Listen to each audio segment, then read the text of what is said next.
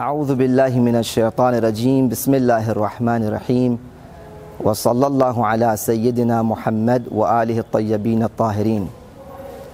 آپ تمام مؤمنین و مؤمنات بالخصوص خدیجہ ٹی وی کے جو ناظرین ہیں ان کی خدمت میں روز بعثت بہت بہت مبارک ہو۔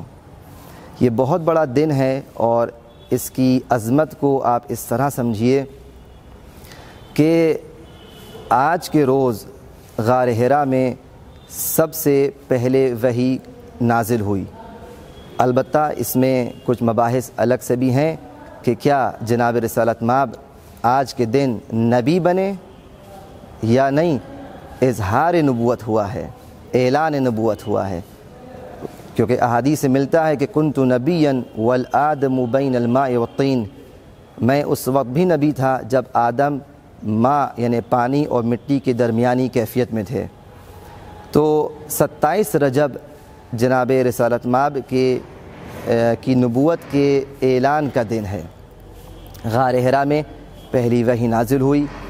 غار حرا میں رسالت مآب ہیں، امیر المؤمنین علی ابن ابی طالب علیہ السلام ہیں، اور ان دونوں کو ایک خوشبو محسوس ہوئی، اور اس غار کی فضا جب معطر ہوئی، رسالت مآب نے دیکھا کہ جبرائیل امین نازل ہوئے ہیں اور فرما رہے ہیں اقرأ بسم ربک الذی خلق، پڑھیے اس رب کے نام سے جس نے خلق کیا ہے۔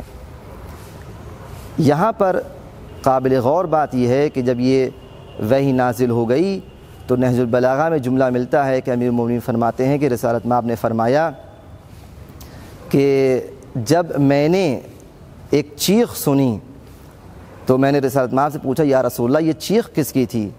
تو حضرت فرماتے ہیں کہ ہمارے مبعوث ہونے کے بعد اب شیطان نا امید ہو گیا ہے، لہٰذا یہ اس کی چیخ تھی۔